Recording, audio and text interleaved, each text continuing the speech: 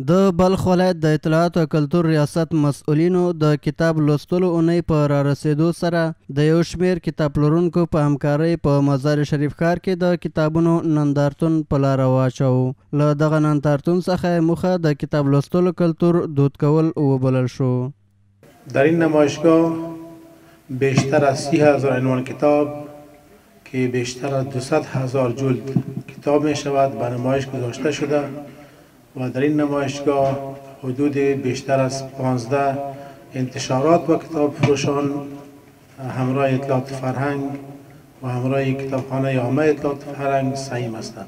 برگزاری از این هفته گامی است برای انگیزه و ذهنیت دهی جهت رشد فرهنگ مطالعه و کتابخوانی در کشور عزیز ما.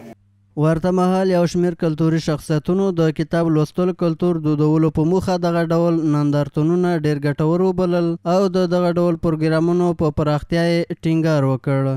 این هفته کتاب و کتابخوانی که همه ساله در هفته آخر ثور برگزار میشه از تاریخ 25 تا 31 ثور، این بتونه همین فرهنگ خواندن کتاب و فرهنگ کتاب دوستی را در افغانستان آیسته نهادینه بسازد. در آینده برنامه‌های مختلف برگزار شود، برنامه‌های با هماهنگی بیشتری کتاب فروشان و اهالی نشر و فرهنگ که انشالله با استقبال بیشتر، با توجه بیشتر و اینها منجر به تشویق جوانان و نسل نو بشه.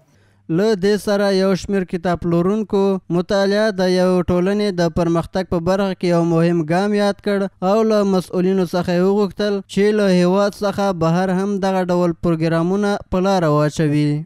ما از مسئولین امارات اسلامی افغانستان تقاضا میکنیم که اگر بیرون از کشور نمایشگاه‌های همچون نمایشگاه‌های بین‌المللی برگزار کنه، ما انشالله آماده هستیم که در اون نمایشگاه شرکت کنیم. جامعه ما وابسته به مطالعه است. اگر جوانان ما امروز مطالعه نکنند، فردا با افراد کورزین و تاریک فکر تبدیل میشوند. له بلې خوا یو شمېر ګډون کوونکو د دغه ډول نندارتونونو په لاره اچول وستایل او زیاته کړه چې د دغه ډول لا زیاتو پروګرامونو ترسره کولو په برخه کې باید هڅې وشي. ما از این برنامه استقبال خیلی زیاد می‌نماییم به خاطر که یگانه چیزی که افکار انسان تغییر میده در زندگی فردی و اجتماعی انسان تغییرات وارد میکنه همین مطالعه کتاب است. خواست ما از این مسئولین اماراتی ای است که اونها باید از زمینه را به خاطر مطالعه و همچنان دیگه نمیت یک برنامه ها را ایجاد بکنه که جوانان اشتراک بکنه و از او سود ببره. د یادولو وړ ده چې د دغه ولایت مسؤلینو هڅه کړې ده ترڅو د کتاب لوستلو کلتور دودیزه کولو په موخه هر کال دغه ډول نندارتونونه ترسره کړي.